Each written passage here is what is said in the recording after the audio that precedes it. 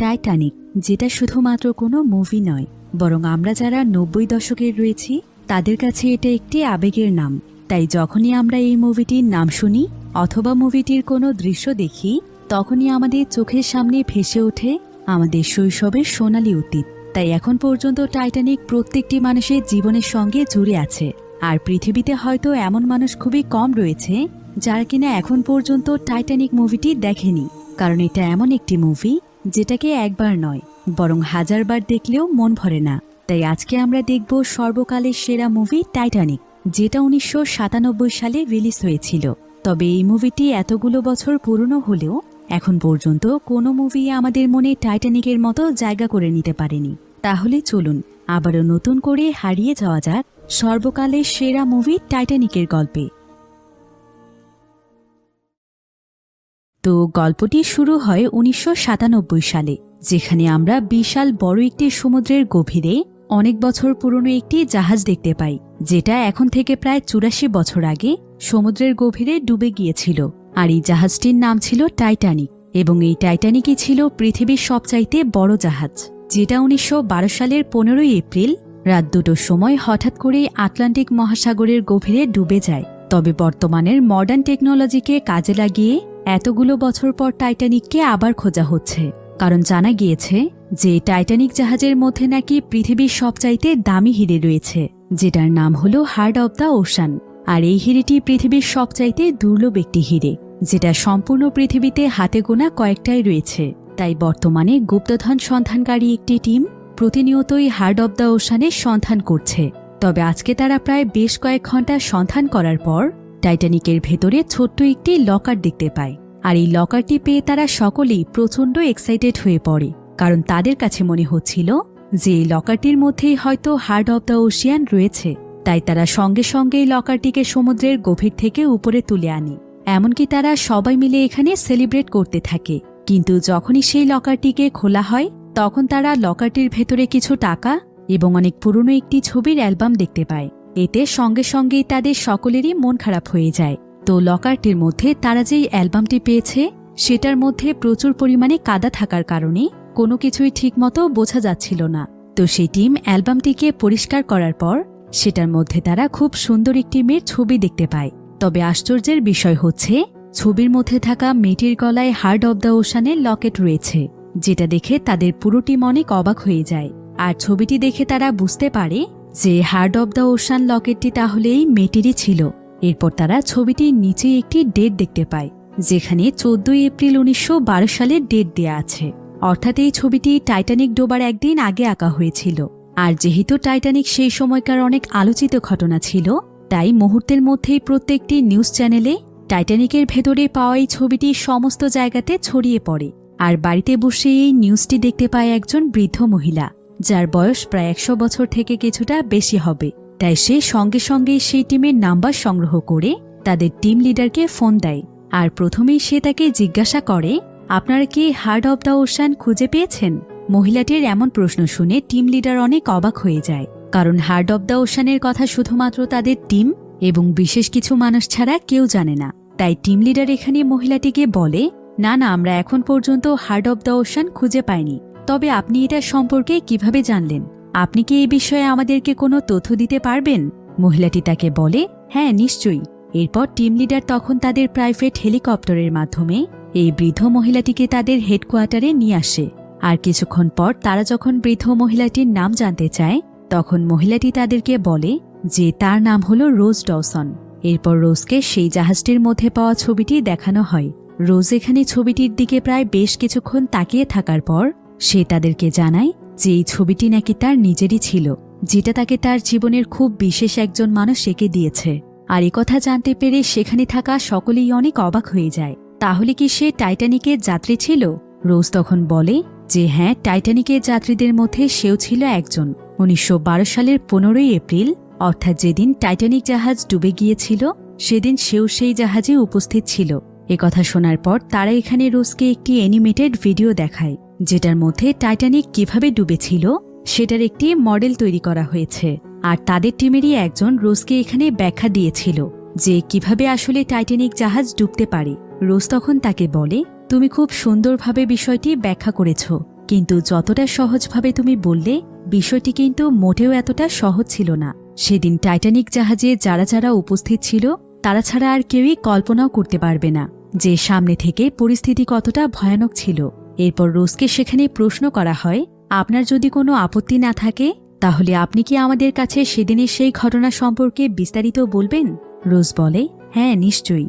এরপর আমরা প্রায় ৮৪ বছর আগের ঘটনা দেখতে পাই। সালটা ছিল ১৯১২, যখন টাইটানিক নামক একটি জাহাজ পুরো বিশ্বে ব্যাপক পরিমাণে সাড়া ফেলেছিল। কারণ এই জাহাজটি ছিল পৃথিবীর সবচাইতে বড় জাহাজ। এমনকি বলা হয়ে থাকে যে এই জাহাজটির ভেতরে নাকি পৃথিবীর সমস্ত কিছুই রয়েছে। আর এই জাহাজটি এবছরই তার প্রথম যাত্রা শুরু করতে যাচ্ছে, যার কারণে সেই সময়ে এই জাহাজটির টিকিটের প্রচণ্ড চাহিদা ছিল। এরপর আমরা রোজ এবং তার পরিবারকে দেখতে পাই। এ সময় রোজ অনেক বেশি সুন্দরী ছিল। তাকে দেখলেই মনে হতো যেন সে একটি জীবন্ত পুতুল। তো রোজ এখানে তার মা এবং তার পরিবারের সাথে সাউথহ্যাম্পটন থেকে নিউ ইয়র্কের উদ্দেশ্যে রওনা হচ্ছে। আর রোজের সাথে ছিল তার হবু স্বামী, যার নাম ছিল ক্লেডন। রোজ আসলে ছিল অনেক ধনী পরিবারের মেয়ে। তার পরিবার এতটাই ধনী ছিল যে তাদের সমস্ত কিছুই হল রাজকীয়। এমনকি রোজের হবু স্বামী ক্লেডন, তার পরিবারও বিশাল সম্পদের মালিক ছিল, যার কারণে এই দুই পরিবারই অনেক বিলাসবহুলভাবে তাদের জীবনযাপন করত। তো তারা সবাই মিলে আমেরিকার নিউ ইয়র্ক শহরে টাইটানিকের মাধ্যমেই যাচ্ছে।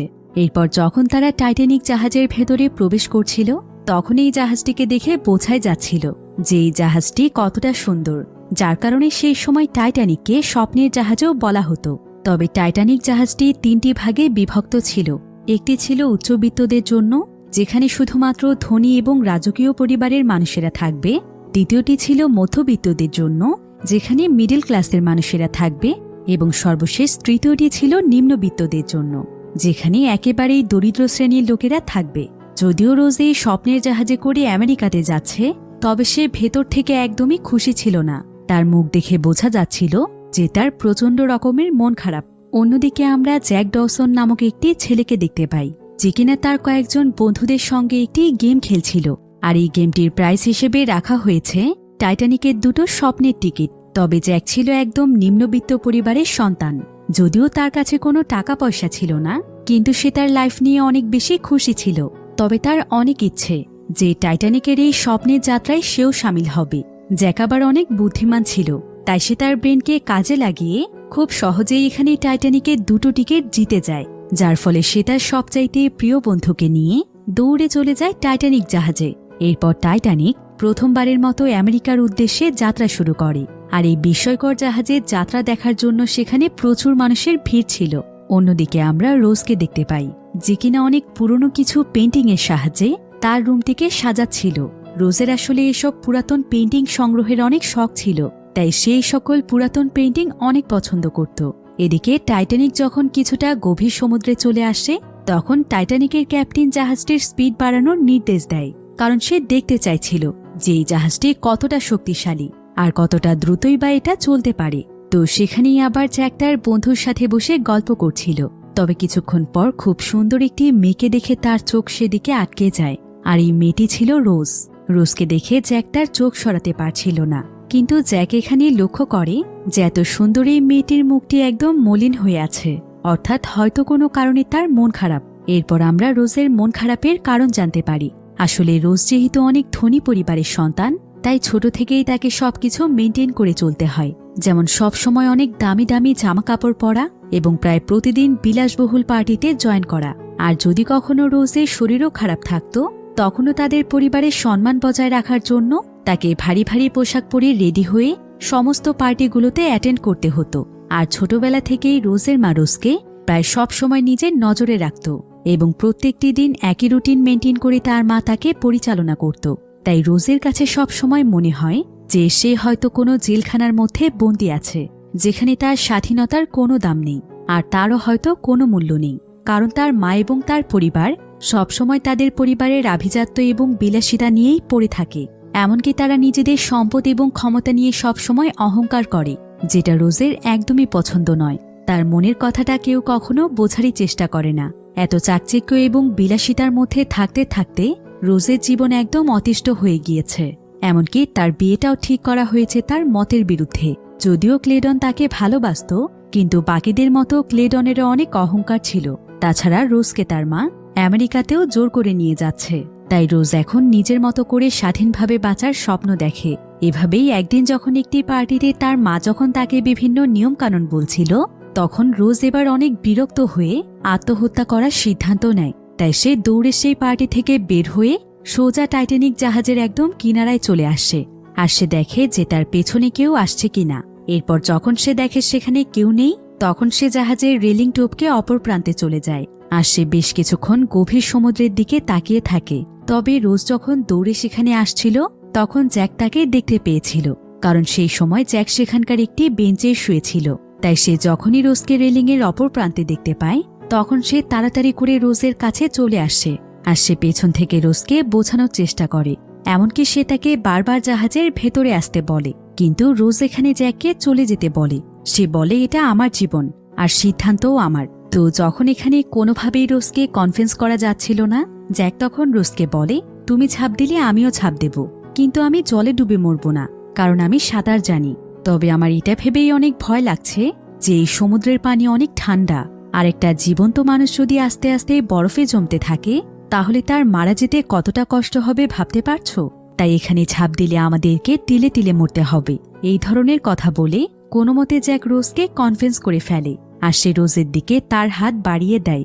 রোজও তখন জ্যাকের হাতে হাত রেখে যখনই রেলিংয়ের ভেতরের অংশে আসার চেষ্টা করছিল, ঠিক তখনই সে পা পিছলে পানিতে পড়েই যাচ্ছিল, যার ফলে রোজ সেখানে অনেক জোরে চিৎকার দেয়। কিন্তু জ্যাক তাকে কোনো মতে ধরে ফেলে। তবে জ্যাক এখানে রোজকে উপরে তুলে আনার সময় তারা দুজন মিলেই জাহাজের ফ্লোরের মধ্যে পড়ে যায়, যার ফলে জ্যাক তখন রোজের উপরে ছিল। আর এমন সময় আবার সেখানে জাহাজের গার্ড চলে আসে, যারা কিনা রোজের চিৎকার শুনতে পেয়ে এখানে এসেছে। আর যখন তারা এখানে জ্যাককে রোজের উপরে দেখতে পায়, তখন তারা সন্দেহ করে যে জ্যাক হয়তো রোজের সাথে খারাপ কিছু করতে যাচ্ছিল। তাই গার্ডরা এখানে জ্যাককে ধরে ফেলে। আর ঠিক তখনই সেখানে ক্লেডনও চলে আসে। এরপর ক্লেডন যখন গার্ডদের কাছ থেকে বিষয়টি জানতে পারে, তখন সে এখানে জ্যাকের সঙ্গে প্রচণ্ড খারাপ ব্যবহার করতে শুরু করে। সে তাকে আজে বাজে ভাষায় গালাগাল দিতে থাকে। কিন্তু ঠিক তখনই রোজ ক্লেডনকে বলে, ওর কোনো দোষ নেই, এখানে যা কিছু ঘটেছে সেই সমস্ত কিছু আমার জন্যই হয়েছে। আমি আসলে রেলিংয়ের অপর প্রান্তে গিয়ে প্রপেলার দেখার চেষ্টা করছিলাম, কিন্তু দুর্ভাগ্যবশত আমার পা পিছলে যায়। তখন সে আমাকে বাঁচানোর জন্য চলে আসে। তোমরা শুধু শুধুই ওকে ভুল বুঝছো, তোমরা যা ভাবছো এখানে তেমন কিছুই ঘটেনি। তো রোজের মুখে এই সমস্ত কথা শুনে ক্লেডন তখন জ্যাককে মাত্র 20 টাকা উপহার দেয়। আর এটা দেখে রোজ তখন ক্লেডনকে বলে, তোমার কাছে তোমার ভালোবাসার মানুষের জীবনের মূল্য মাত্র 20 টাকা?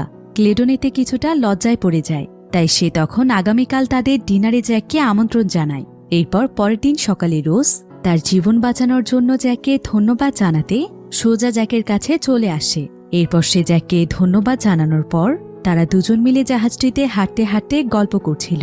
রোজ এখানে প্রথমবারের মতো জ্যাকের নাম জানে। এরপর সে জ্যাককে জিজ্ঞাসা করে, তুমি কোথা থেকে এসেছো, আর নিউ ইয়র্কে তুমি কেন যাচ্ছ? জ্যাক বলে, আমার কোনো লক্ষ্য বা উদ্দেশ্য নেই, আমি যখন যেখানে পারি সেখানেই চলে যাই। তবে আমি প্যারিসের অনেক ছোট্ট একটি শহরে থাকি, আর টাইটানিকে ওঠার সুযোগ পেয়েছি বলে নিউ ইয়র্কে যাচ্ছি। এদিকে রোজ আবার এখানে জ্যাকের হাতে একটি ড্রয়িং বুক দেখতে পায়। আর যেহেতু তার পেইন্টিং টাইপের জিনিসগুলো অনেক ভালো লাগতো, তাই সে জ্যাকের কাছে ড্রয়িং বুকটি দেখতে চায়। এরপর সেখানে থাকা একটি বেঞ্চের উপর বসে রোজ যখন ড্রয়িং বুকটিকে খোলে, তখন সে দেখতে পায় এখানে প্রচুর পরিমাণে ড্রয়িং রয়েছে, যেগুলোকে দেখতে একদম জীবন্ত মনে হচ্ছে। জ্যাক তখন তাকে জানায় যে প্যারিসের মানুষ ড্রয়িং করাতে অনেক পছন্দ করে, আর সে হলো সেখানকারই একজন আর্টিস্ট। তাছাড়া ড্রয়িং বুকটিতে যতগুলো ছবি রয়েছে সেই সমস্ত ছবিগুলো জ্যাক নিজের হাতেই এঁকেছে। একথা জানতে পেরে রোজ অনেক অবাক হয়ে যায়, কারণ জ্যাকের হাতে ড্রয়িং ছিল অনেক সুন্দর। এরপর রোজ এখানে জ্যাকের কাছ থেকে জানতে পারে যে জ্যাক তার জীবনের প্রতিটি মুহূর্তকে অনেক উপভোগ করে, আর তার জীবনে নাকি কোনো দুঃখই নেই। এমনকি সে এতটা গরিব হওয়া সত্ত্বেও এখন পর্যন্ত সে অনেক দেশেই ভ্রমণ করেছে, কারণ এমন স্বাধীন একটা জীবন তো সেও চায়। জ্যাকের কথা শুনে রোজের অনেক ভালো লাগে। যদিও রোজদের অনেক টাকা পয়সা রয়েছে, কিন্তু তার জীবনে তো সুখ বলতে কিছুই ছিল না। তো তারা দুজনই এখানে একে অপরের সম্পর্কে নানা বিষয়ে কথা বলছিল। কিন্তু ঠিক এমন সময় সেখানে রোজের মা তার বান্ধবীদের সাথে সেখানে চলে আসে। তাই রোজ তখন জ্যাককে তার মা এবং বাকিদের সঙ্গে পরিচয় করিয়ে দেয়। আর সে তাদেরকে জানায় যে জ্যাকই গতকাল তার জীবন বাঁচিয়েছিল। যদিও এখানে সবাই জ্যাকের সাথে ভালোভাবেই কথা বলছিল, কিন্তু রোজের মা এখানে জ্যাকের সঙ্গে একদমই কথা বলে না। সে আসলে জ্যাককে রোজের সাথে দেখতে মোটেও পছন্দ করছিল না, কারণ জ্যাক ছিল 3rd ক্লাসের প্যাসেঞ্জার এবং তার পোশাক আশাক দেখে বোঝাই যাচ্ছিল যে সে অনেক গরিব। তাই রোজের মা এখানে তার সাথে কথাই বলে না, কারণ এই মহিলা ছিল অনেক অহংকারী। তাই সে তখন রোজকে নিয়ে সেখান থেকে চলে যায়। তবে রোজের মায়ের একজন বান্ধবী এখানে জ্যাকের সঙ্গে দাঁড়িয়ে কথা বলছিল। সে এখানে জ্যাককে জিজ্ঞাসা করে, আজকে রাতের পার্টিতে তুমি কি পরে আসবে? জ্যাক তখন তার পোশাক দেখিয়ে বলে, এটাই পরে যাব। তখন সেই মহিলা জ্যাককে তার সঙ্গে করে তার রুমে নিয়ে যায়। এরপর সে জ্যাককে পার্টিতে পরে আসার জন্য নিজের হাতেই তাকে একটি স্যুট পরিয়ে দেয়। আর এই স্যুটটি ছিল তার ছেলের। আসলে এই মহিলা রোজের মায়ের মতো ছিল না, সে একজন ভালো মানুষ ছিল। সে তখন জ্যাককে বলে, রাতে তুমি পার্টিতে এটা পরে এসো, কারণ ওখানে অনেক হাই সোসাইটির মানুষ রয়েছে, তাই ওরা তোমাকে কম দামি পোশাকে দেখলে অবহেলা করতে পারে। এরপর রাতের বেলা যখন তাদের পার্টি শুরু হয়, জ্যাক তখন সময় মতো পার্টিতে চলে আসে। আর জ্যাককে দেখার সঙ্গে সঙ্গেই রোজ তাকে এখানে ওয়েলকাম জানায়। যদিও জ্যাক তার জীবনে প্রথমবার এই ধরনের পার্টিতে এসেছে, কিন্তু তাকে দেখে বোঝাই যাচ্ছিল না যে সে 3rd ক্লাসের কোনো প্যাসেঞ্জার, বরং তাকে দেখে মনে হচ্ছিল সেও হয়তো বিরাট বড় কোনো ধনী মানুষ। এর কিছুক্ষণ পরেই তাদের ডিনার পার্টি শুরু হয়, আর রোজ তখন জ্যাককে নিয়ে তাদের ডিনার টেবিলে বসে। কিন্তু এরপর দেখা যায় রোজের মা এখানে জ্যাককে নানাভাবে ছোট করার চেষ্টা করছিল। সে ধনীদের ব্যাপারে তাকে নানা ধরনের প্রশ্ন করে, কিন্তু জ্যাক তো ছিল অনেক বুদ্ধিমান, তাই সে খুব সুন্দরভাবেই রোজের মায়ের প্রত্যেকটি প্রশ্নের জবাব দেয়। এরপর জ্যাক খুব সুন্দরভাবে তাদের সাথে ডিনার করে, আর ডিনার শেষ হলে সে সেই পার্টি থেকে চলে যায়। তবে যাওয়ার আগে সে রোজকে লুকিয়ে লুকিয়ে ছোট্ট একটি চিঠি দিয়ে যায়, যেখানে লেখা ছিল, আমার সাথে ঘড়ির কাছে এসে দেখা করো। আর চিঠিটি পড়ার সঙ্গে সঙ্গেই রোজ সেখানে চলে যায়। এরপর সে দেখতে পায় জ্যাক সেখানে তার জন্য অপেক্ষা করছে। তো রোজকে দেখতে পেয়ে জ্যাক এখানে তাকে বলে, আমি তোমাকে এখন একটি আসল পার্টিতে নিয়ে যাব। এই বলেই জ্যাক রোজকে তাদের 3rd ক্লাস সেকশনে নিয়ে আসে, যেখানে এই সেকশনের মানুষেরাও পার্টি করছিল। তবে এদের পার্টি ছিল রোজদের পার্টি থেকে সম্পূর্ণ আলাদা, কারণ রোজদের পার্টিতে তো সমস্ত কিছু নিয়মের মধ্যেই করতে হয়, আর এখানকার মানুষ তাদের ইচ্ছে স্বাধীন মতো যা খুশি তাই করছে। কেউ গান গাইছে, কেউ ড্যান্স করছে, আবার কেউ ড্রিঙ্ক করছে। তবে প্রত্যেকের মুখে খুব সুন্দর একটি হাসি ছিল। দেখে এমন মনে হচ্ছিল যে পৃথিবীর সমস্ত সুখ যেন এখানেই রয়েছে। সকলের হাসি খুশি এবং চিৎকার চেঁচামেচির আওয়াজে চারিদিক যেন একদম মুখরিত হয়ে উঠেছে। আর রোজের জীবনে এই প্রথমবার কোনো পার্টি এত ভালো লেগেছে। তাই সকলের দেখা দেখে রোজও এখানে জ্যাকের সঙ্গে ডান্স করতে শুরু করে। এমনকি সে এখানে তাদের সবাইকে বিশেষ এক ধরনের ড্যান্স দেখায়, যেটা সে তার পায়ের বুড়ো আঙুলের উপর দাঁড়িয়ে করতে পারে। এভাবেই রোজ জ্যাকের সাথে এখানে প্রচণ্ড মজা করছিল। তবে যখন সে এখানে জ্যাকের হাত ধরে ড্যান্স করছিল, ঠিক তখনই সেখানে তাকে খুঁজতে একজন ব্যক্তি আসে। আর যখন সে রোজকে জ্যাকের অনেক কাছাকাছি দেখতে পায়, তখন সঙ্গে সঙ্গে সে ক্লেডনকে গিয়ে এটা জানিয়ে দেয়। আর এই ব্যক্তিকে ক্লেডন রোজকে সবসময় চোখে চোখে রাখার দায়িত্ব দিয়েছে। তো ক্লেডন যখন এসব কথা জানতে পারে, তখন তার প্রচণ্ড রাগ হচ্ছিল। তবে সেই সময় সে রোজকে কিছু না বললেও পরের দিন সকালে সে রোজের সাথে এ ব্যাপারে কথা বলতে যায়। কিন্তু রোজ এখানে তাকে কোনো কিছু বলার আগেই ক্লেডন তার সাথে প্রচণ্ড রকমের খারাপ ব্যবহার শুরু করে। সে রাগ করে সমস্ত জিনিস ছুঁড়ে ফেলে দেয়। এরপর এই খবর যখন রোজের মা জানতে পারে, তখন সে রোজকে সমস্ত কিছু বুঝিয়ে বলার চেষ্টা করে। সে বলে ওই সমস্ত ছোট লোকদের সাথে সে যেন আর না মেশে। এমনকি সে এখানে রোজকে জানায় যে ধীরে ধীরে তাদের আর্থিক অবস্থা অনেক খারাপ হয়ে যাচ্ছে। এখন তাদের পরিবার শুধুমাত্র তাদের নাম এবং বংশের জন্যই টিকে রয়েছে। তাই তার মা তাকে বোঝায় যে ক্লেডনকে বিয়ে করাটা তার জন্য কতটা জরুরি। আর রোজ যদি এটা না করে, তাহলে তাদের সম্পূর্ণ পরিবার মাটির সাথে মিশে যাবে। রোজ তখন তার মাকে বলে, তাই বলে কি আমি আমার ইচ্ছের বিরুদ্ধেই একটা মানুষকে বিয়ে করব? তুমি অনেক স্বার্থপর মা, তুমি তোমার সন্তানের দিকটা একবারও ভাবছ না। রোজের এই সমস্ত কথা শোনার পর তার মা তাকে নানা ধরনের কথা বলে ইমোশনাল ব্ল্যাকমেল করে। এমনকি সে রোজের সামনে কাঁদতে থাকে। আর মায়ের চোখে পানি দেখে রোজ সিদ্ধান্ত নেয় যে তার মা তাকে যা বলবে সে তাই করবে। সে আর কখনোই জ্যাকের সঙ্গে দেখা করতেও যাবে না। এরপর পরের দিন যখন রোজ জ্যাকের সাথে দেখা করতে আসছিল না, জ্যাকি তখন রোজের পিছু করতে করতে তার কাছে চলে যায়। তবে রোজ আজকে তার সঙ্গে কথাই বলতে চাইছিল না। রোজ তখন জ্যাককে বলে, আমার পিছু করা বন্ধ করো। ক্লেডনের সাথে আমার বিয়ে ঠিক হয়েছে, তাহলে তুমি কেন বারবার আমার কাছে ছুটে আসো? আজকের পর থেকে আমাকে বিরক্ত করবে না। জ্যাক তখন তাকে বলে, তুমি সত্যিই ক্লেডনকে বিয়ে করতে যাচ্ছ? রোজ বলে হ্যাঁ, কারণ আমি ক্লেডনকে ভালোবাসি। জ্যাক বলে আমার দিকে তাকিয়ে বলো তো যে তুমি সত্যিই ক্লেডনকে মন থেকে ভালোবাসো। কিন্তু রোজ এখানে এটা বলতে পারে না, বরং তার চোখ পানিতে ছলছল করছিল। জ্যাক এতে বুঝতে পারে যে রোজ তাকে মিথ্যে বলছে। জ্যাক তখন রোজকে বারবার বোঝানোর চেষ্টা করে। সে রোজকে বলে, দেখো রোজ, আমাদের জীবন একটাই, তাই আমাদের নিজেদের ইচ্ছের বিরুদ্ধে কখনোই যাওয়া উচিত না। তুমি সেটা করো যেটা তোমার মন তোমাকে বলছে। হয়তো তুমি ক্লেডনকে বিয়ে করলে আরো অনেক বেশি বিলাসবহুল জীবন পাবে, কিন্তু প্রকৃত সুখ কি তুমি তার কাছে পাবে? তাই নিজের জীবনটাকে এভাবে ধ্বংসের মধ্যে ঠেলে দিও না। আমি পৃথিবীর বিভিন্ন জায়গাতে গিয়েছি এবং বিভিন্ন মানুষের সাথে মিশেছি, তাই আমি মানুষ দেখলে খুব সহজেই চিনতে পারি ক্লেডন কোনো ভালো মানুষ নয় রোজ। আর আমি জানি যে তুমিও এটা খুব ভালো করেই জানো। কিন্তু রোজ তখন এখানে জ্যাকের সঙ্গে খারাপ ব্যবহার করে। সে বলে, ক্লেডনের সম্পর্কে বলার মতো তোমার কোনো যোগ্যতা নেই। এই বলেই রোজ সেখান থেকে চলে যায়। আসলে রোজ এটা এ কারণেই করেছিল যাতে করে জ্যাক আর তার কাছে কোনোদিনও না আসে।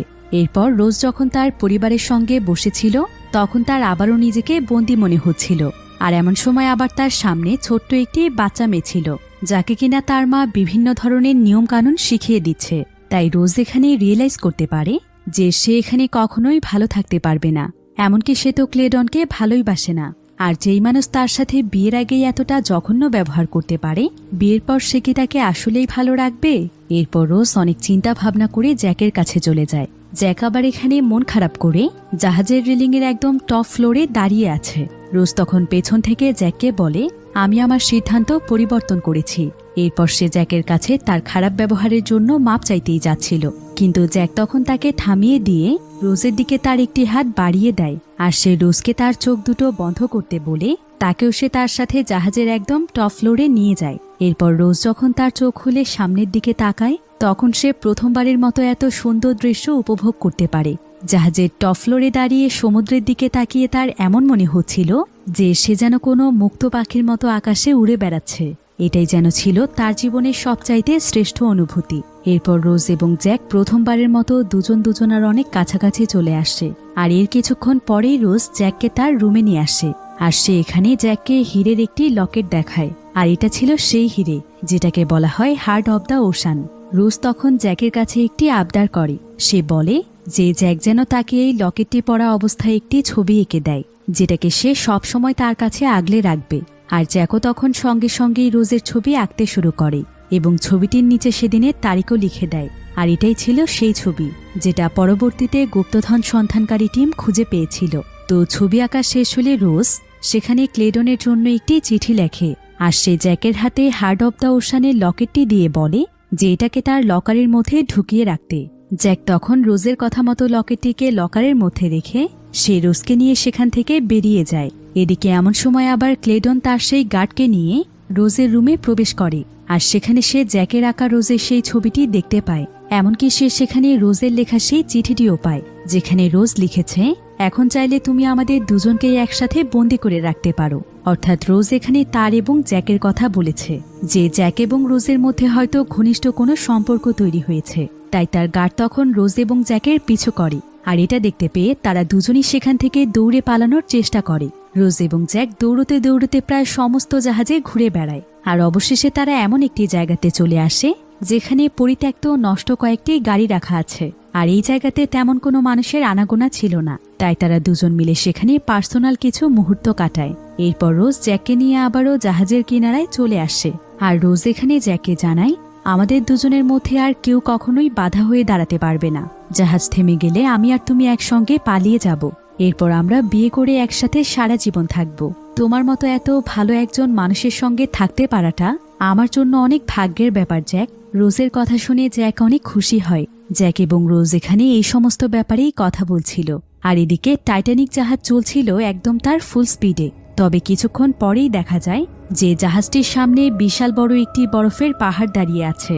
আর কিছুক্ষণের মধ্যেই জাহাজের গার্ডরা এটা দেখতে পায়, যার কারণে সঙ্গে সঙ্গেই তারা সম্পূর্ণ জাহাজের সাইরেন বাজিয়ে দেয়। যার ফলে জাহাজের যতগুলো কর্মচারীরা ছিল তারা সবাই মিলে টাইটানিকের স্পিড কমানোর চেষ্টা করে। এমনকি তারা জাহাজটিকে বরফের পাহাড় থেকে পিছিয়ে আনার চেষ্টা করে। কিন্তু তাদের শত চেষ্টার পরেও কিছুতেই টাইটানিকের স্পিড কমছিল না। টাইটানিক আসলে এতটাই বড় জাহাজ ছিল যেটাকে ঘোরাতে অথবা থামাতে মোটামুটি ভালোই সময়ের প্রয়োজন ছিল। তবে এখন তাদের হাতে সেই সময়টুকুও ছিল না, যার ফলে কিছুক্ষণের মধ্যেই টাইটানিক সেই বরফের পাহাড়ের সাথে অনেক জোরে একটি ধাক্কা খায়। তবে এতে জাহাজের উপরের অংশে তেমন কোনো ক্ষতি না হলেও টাইটানিকের সামনে থাকা নিচের অংশ বরফের পাহাড়ের সাথে ধাক্কা লেগে একদম ভেঙে যায়, যার ফলে নিচের অংশ দিয়ে টাইটানিকে পানি ঢুকতে শুরু করে। আর উপরের অংশটি যখন পাহাড়টির অনেক কাছাকাছি চলে আসে তখন সেখানে রোজ এবং জ্যাক দাঁড়িয়ে ছিল, যার ফলে এই পুরো ঘটনা তারা সামনে দাঁড়িয়ে থেকেই দেখতে পায়। আর তারা আন্দাজ করতে পারে যে হয়তো এই জাহাজের সাথে অনেক খারাপ কিছু হতে চলেছে। তাই রোজ তখন জ্যাককে নিয়ে তার পরিবারকে সাবধান করতে যায়, কিন্তু তারা সেখানে গিয়ে দেখতে পায় যে ক্লেডন সেখানে পুলিশ নিয়ে এসেছে। আর রোজ যখন ক্লেডনের কাছে এই ব্যাপারে জানতে চায়, জ্যাককে তল্লাশি করতে শুরু করে। এরপর ক্লেডন জ্যাকের পকেট থেকে হার্ট অব দ্য ওশানের সেই লকেটটি বের করে, আর সে রোজকে শুনিয়ে শুনিয়ে বলে, আমি জানতাম এই ছোট লোকের বাচ্চা এই লকেটটি চুরি করেছে, তাই তো আমি পুলিশ দিয়ে তাকে তল্লাশি করিয়েছি। এবার বুঝলে তো রোজ, কার জন্য তুমি আমাকে অবহেলা করছো? তবে জ্যাক তো এখানে কিছুই বুঝতে পারছিল না যে এই লকেটটি তার পকেটের মধ্যে কিভাবে এলো। আসলে ক্লেডন তার সেই লোকের মাধ্যমে ইচ্ছে করেই জ্যাকের পকেটে এই লকেটটি ঢুকিয়ে দিয়েছে, যাতে করে সে রোজের কাছে জ্যাককে খারাপ বানাতে পারে। আর তার এই পরিকল্পনা সফল হয়। জ্যাক এখানে হাজার বোঝানো সত্ত্বেও রোজ কোনো কিছুই বলে না, রোজ তাকে ভুল বোঝে। এরপর পুলিশ তখন জ্যাককে সেখান থেকে অ্যারেস্ট করে নিয়ে যায়। অন্যদিকে টাইটানিকের অনেক বড় বড় পদে থাকা কর্মচারীরা টাইটানিকের নকশার সাহায্যে এটা বের করার চেষ্টা করছিল যে কিভাবে এটাকে আগের মতো ঠিক করা যায়, আর কোনো বড় ধরনের দুর্ঘটনা যেন না ঘটে। কিন্তু যেই ব্যক্তি টাইটানিকের নকশা তৈরি করেছিল সেখানে সমস্ত পরিস্থিতি পর্যবেক্ষণ করে তাদের সবাইকে জানায় টাইটানিককে আর বাঁচানো সম্ভব নয়। মাত্র 1 থেকে 2 ঘন্টার মধ্যে এটা পুরোপুরি ডুবে যেতে পারে, কারণ জাহাজের নিচের অংশে অনেক বড় ধরনের ক্ষতি হয়েছে, আর সেখান দিয়ে অলরেডি পানি ঢোকাও শুরু করেছে। এতে জাহাজে কর্মরত সকলেই অনেক দুশ্চিন্তায় পড়ে যায়। এরপর তারা জাহাজের সকল যাত্রীদেরকে লাইফ জ্যাকেট পরে জাহাজটির ডেকের উপরে চলে আসতে বলে। তবে এই পরিস্থিতিতে সবচাইতে বড় সমস্যা ছিল জাহাজটির যাত্রীর তুলনায় লাইফ জ্যাকেট ছিল অর্ধেকেরও কম। এমনকি তাদের কাছে পর্যাপ্ত পরিমাণ বোটও ছিল না। তারা তো ভেবেছিল কখনোই এই জাহাজ ডুববেই না, কারণ এটাকে পৃথিবীর সবচাইতে শক্তিশালী টেকনোলজি ব্যবহার করে তৈরি করা হয়েছিল। তাই এখন তাদের কাছে কোনো উপায় ছিল না, যার কারণে যতটুকু যাত্রী সম্ভব তারা বোটের মধ্যে ওঠাতে শুরু করে। তবে এখানে দেখা যায় যে ফার্স্ট ক্লাসে যেই সমস্ত ধনী যাত্রীরা ছিল তাদেরকে সবচাইতে বেশি প্রাধান্য দিয়ে বোটে ওঠানো হচ্ছে, কিন্তু সেকেন্ড এবং থার্ড ক্লাসের মানুষদেরকে চান্সই দেয়া হচ্ছে না। অর্থাৎ তাদের জীবনেরও যে মূল্য রয়েছে সেটা যেন তারা ভুলেই গেছে। তো এখানে রোজের পরিবারও তাড়াতাড়ি করে বোটে উঠে যায়। তবে রোজ তো এখানে শুধুমাত্র জ্যাকের কথাই ভাবছিল, তাই যখন তার বোটে ওঠার পালা আসে তখন সে বোটে না উঠে দৌড়ে জ্যাককে খুঁজতে চলে যায়। যদিও এখানে তার মা এবং ক্লেডন তাকে বাধা দেওয়ার চেষ্টা করছিল, কিন্তু রোজ তাদের কোনো কথাই শুনে না।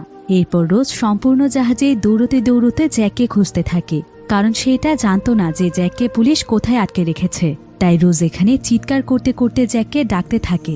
আর কিছুক্ষণের মধ্যে জ্যাক রোজের আওয়াজ শুনতে পেয়ে সেও রোজের নাম ধরে চিৎকার করতে থাকে, যার ফলে অবশেষে রোজ জ্যাককে খুঁজে পায়। তবে জ্যাকের হাতে হ্যান্ডকাপ লাগিয়ে তাকে এখানে আটকে রাখা হয়েছিল। তাই রোজ তখন তাড়াতাড়ি করে সেখানে চাবি খুঁজতে শুরু করে, কারণ এটা ছিল নিচের ফ্লোর, আর এই ফ্লোরে অলরেডি প্রচুর পরিমাণে পানি ঢুকতে শুরু করেছে। তাই রোজ এখানে পাগলের মতো চাবি খুঁজতে থাকে।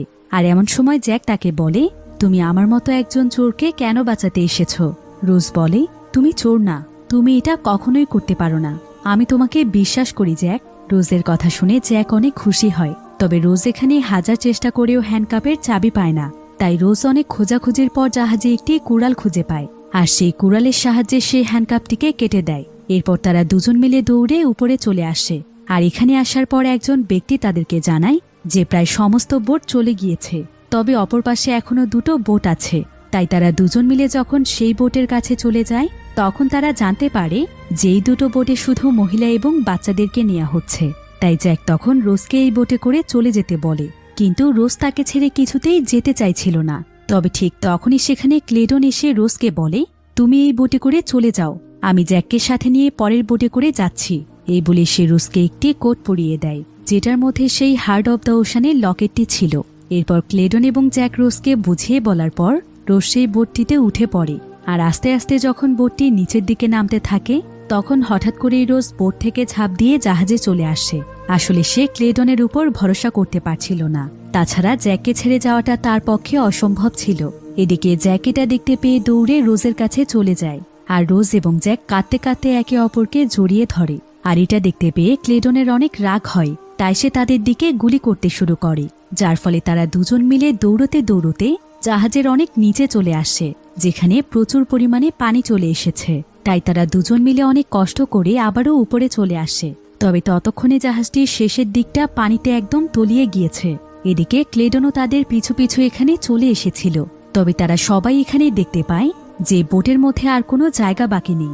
তাই ক্লেডন তখন চালাকি করে একটি বাচ্চাকে কোলে নিয়ে সেই বাচ্চার অজুহাতে বোটের একটি শেষ অংশে বসে পড়ে।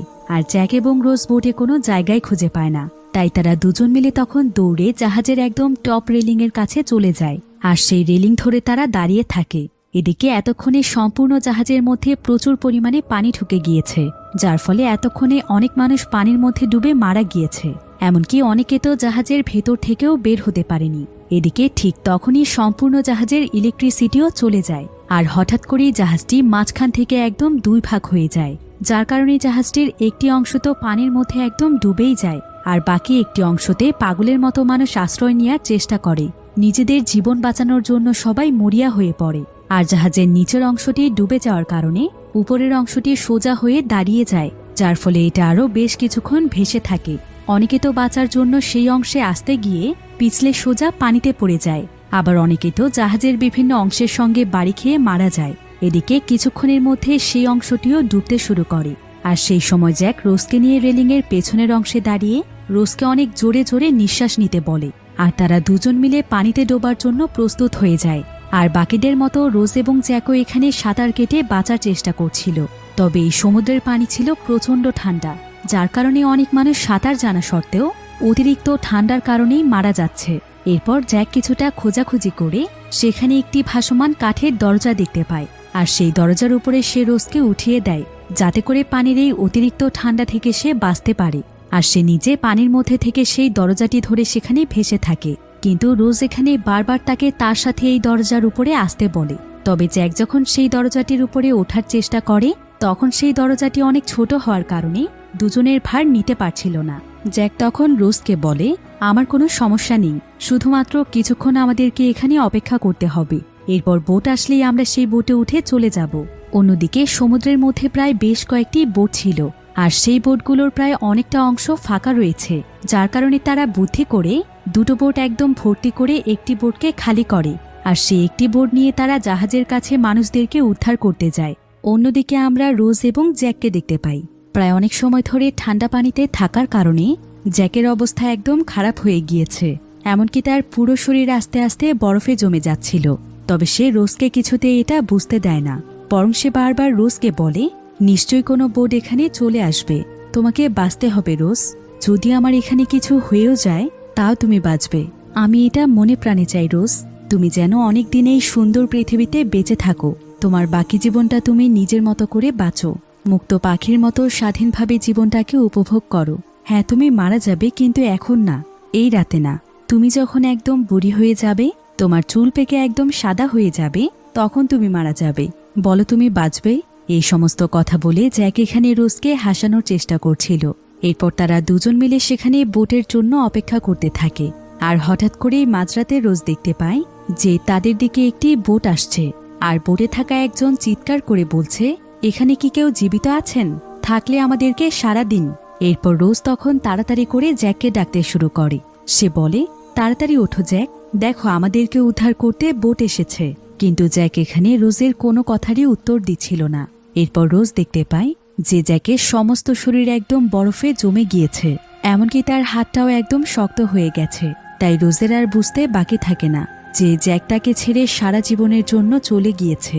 সে নিজের জীবন দিয়ে তাকে বাঁচিয়েছে, আর তাকে শিখিয়ে গিয়েছে জীবনে বেঁচে থাকার আসল মানে। আর জ্যাকের মৃত্যুর আগে রোজ তাকে কথা দিয়েছিল যে সে বাঁচবে। তাই রোজ এখানে জ্যাকের হাত ধরে বলে, হ্যাঁ আমি বাঁচবো জ্যাক, শুধুমাত্র তোমার জন্যই বাঁচবো। এই বলেই রোজ জ্যাককে সারা জীবনের জন্য বিদায় জানায়। এরপর সে একজন গার্ডের লাশের কাছে এসে তার গলায় থাকা একটি বাঁশিতে ফু দেয়, যার কারণে বোটের লোকেরা তাকে দেখতে পায়। তাই তারা সঙ্গে সঙ্গে এসে রোজকে উদ্ধার করে। আর পরের দিন সকালে দেখা যায় যেই সমস্ত মানুষেরা টাইটানিক জাহাজ থেকে বেঁচে ফিরেছিল তাদের সবাইকে অন্য আরেকটি জাহাজে তোলা হয়েছে, যেখানে রোজও ছিল। তবে রোজ এখানে লুকিয়ে ছিল, কারণ তার পরিবার এই জাহাজের মধ্যেই রয়েছে। এমনকি ক্লেডনও জাহাজের মধ্যে তাকে খোঁজাখুঁজি করছে। এর কিছুক্ষণ পর রোজের কাছে একজন ব্যক্তি তার নাম জানতে আসে, কারণ তারা বেঁচে থাকা মানুষের সংখ্যা গণনা করছিল। রোজ তখন তাকে জানায় যে তার নাম হলো রোজ ডওসন। তবে রোজ কিন্তু ডওসন পরিবারের ছিল না, জ্যাকের নাম ছিল জ্যাক ডওসন। তাই রোজ আজ থেকে তার নাম রাখে রোজ ডওসন। এরপর রোজ যখন তার কোটের পকেটে হাত দেয় তখন সে দেখতে পায় যে হার্ট অব দ্য ওশান তার পকেটেই রয়েছে। এরপর আমরা আবারও 84 বছর পরের ঘটনা দেখতে পাই। রোজ যেখানে সবাইকে তার জীবনের গল্প বলছিল, আর রোজের এই গল্প শুনে তারা প্রত্যেকেই অনেক ইমোশনাল হয়ে যায়, কারণ টাইটানিকে যে এত কিছু ঘটেছিল সেটা তো তারা কখনোই কল্পনা করতে পারেনি। কিন্তু রোজ এখানে তাদেরকে জানায় না যে হার্ট অব দ্য ওশান তার কাছেই রয়েছে। এরপর সেদিন রাতের বেলা রোজ জাহাজের একদম কিনারায় চলে যায়, আর সে তার কাছে থাকা হার্ট অব দ্য ওশান সেই জায়গাতে ফেলে দেয় যেখানে জ্যাকের সঙ্গে তার প্রথম দেখা হয়েছিল। কিছুক্ষণ পর রোজ এখানে দাঁড়িয়ে যখন তার চোখ দুটো বন্ধ করে তখন সে তার কল্পনার মাধ্যমে ফিরে যায় সেই 84 বছর আগে, যেখানে জ্যাক তার জন্য অপেক্ষা করছে। আর সেই জায়গাতে জাহাজের সমস্ত যাত্রীরা রয়েছে যাদেরকে রোজ চেনে। এরপর রোজ সেখানে সবার সামনে জ্যাককে জড়িয়ে ধরে, আর সে সকলের সামনে তার ভালোবাসাকে স্বীকৃতি জানায়। জ্যাকের মৃত্যুর প্রায় 84 বছর কেটে গেছে, হয়তো কেটে যাবে আরও 1000 বছর, কিন্তু রোজ কখনোই জ্যাককে ভুলতে পারবে না। যদিও জ্যাক বর্তমানে পৃথিবীতে নেই, তবে সে চিরদিনের জন্য রয়ে গেছে রোজের মনে। আর রোজ এবং জ্যাকের এই পবিত্র ভালোবাসা আমাদের কাছেও সারা জীবন অমর হয়ে থাকবে।